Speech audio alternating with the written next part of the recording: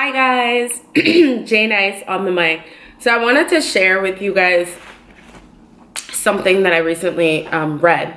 So on Instagram, and if you guys want to connect with me and talk on Instagram, my Instagram is down here.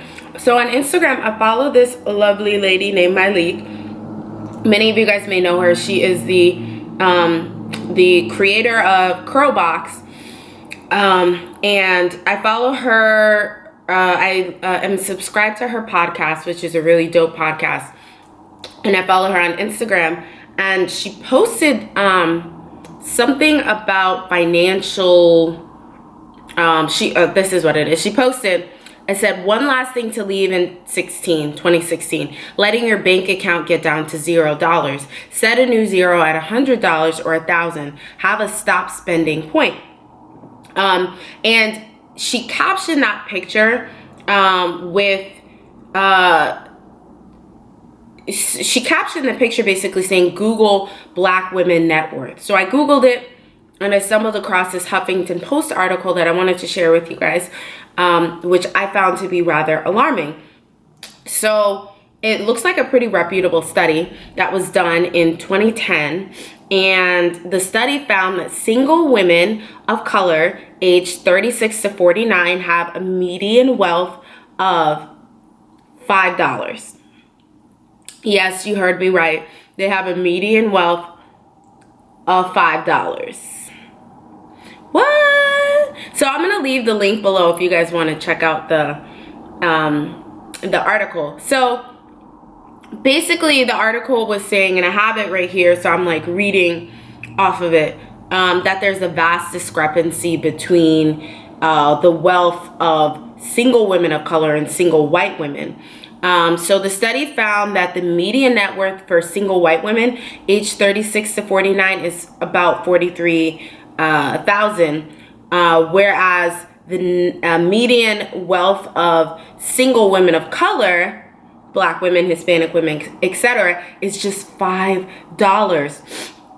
So Black and Hispanic women are drastically worse off in a broader age bracket, with almost half of single Black and Hispanic women ages 18 to 64 reporting zero or negative wealth, compared to 23% of single white women, according to the report. So marriage actually helps women of color's financial status, unfortunately, is what the study found. And particularly for Black and Hispanic women, marriage can have a very positive effect on our finances. So what is the cause of this wealth gap between white women and women of color? Well, the article predicts that one of the possible reasons, let's say, could be that Black women are more likely to be targeted by predatory lenders. So Black women are more likely to, fall victim to these lenders, and women of color. And there is wage disparity, between what women of color are paid versus what white women are paid. So this could be one of the factors. I was really interested in that article, and I think that the article just points to the fact that we as women of color, and if you're a white woman watching this, this would apply to you as well. We as women of color, and particularly we as Black women, need to really in 2017 get our finances together. We need to get our finances in order. That's absolutely despicable that our net worth, our median net worth is $5. I would say, based on what I've observed, my predictions are that if you guys remember, there's a figure that says that Black women are the most educated group. And I think that we also probably have the highest student loan debt, because Black men are not going to college at the rates that we Black women are. Black women, yes, are highly educated and are the most educated group, but we're also probably the ones that have the highest student loan debt. I think that we as Black people and as Black women need to manage our money better. We need to stop buying things on credit and stop paying for things that we don't necessarily have the money for and putting it on credit cards. So I think 2017 really needs to be the year that we focus on getting our finances in order. Some suggestions that I think would be helpful. The first is to have some type of savings fund. I think it's really important that in case of emergencies, you have some money saved away. Just in case emergencies come up. I also think it's important to really try to tackle your student loan debt, your credit card debt, rather than going on vacation or using your money for things that are not going to benefit you in the future. I think it's really important that we focus on tackling our debt and really making sure that we have a small sum of money saved up just in case of emergencies. 2017 is a year that I have vowed to get my finances in order. I told you guys about my obsession with Dave Ramsey and the Total Money Makeover. I highly suggest all of you guys, even if you're not a reader, go to his YouTube channel or listen to his podcast, which is literally what I do every single day. Go to his YouTube channel, listen to his podcast. He has a lot of great tips for building wealth. And I think this is especially important for Black women because of that figure. We don't know clearly how to save our money or how to manage our money. I would caution against hiring someone to teach you how to manage your money. All the information is out there virtually at our fingertips.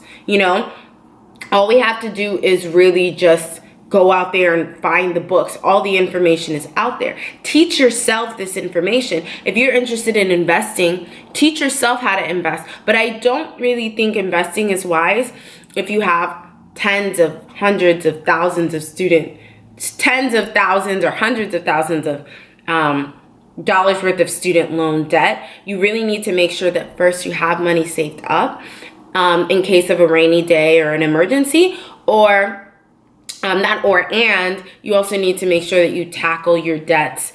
Focus on not spending money that you don't have, not putting things on credit.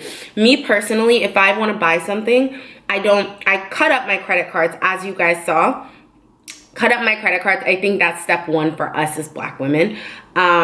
We need to stop buying things that we don't have the money for. If I don't have the money for something, I will save up the money and then buy it. I physically cannot buy anything on credit anymore since I've cut up my credit cards.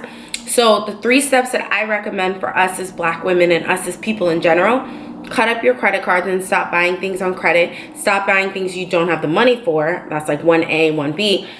Save up, make sure you have some type of emergency fund or rainy day fund in case of emergencies or whatever. Let me tell you guys a quick story about what happened to me last night or yesterday. I parked in a particular place in Queens where I always park. You're not supposed to park there. It's basically a restaurant. And they towed my car.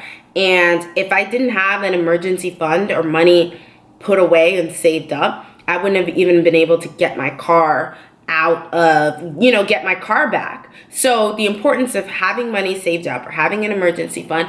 And then 3 is just really focusing on having gazelle focus, as Dave Ramsey talks about, as far as tackling and conquering each of your debts. So let me know what you guys think. If you have any other tips for financial freedom, financial security, if you've read Dave Ramsey's books, or what you feel about Dave Ramsey, and what you think about the article, and maybe some reasons why the median wealth for women of color is $5.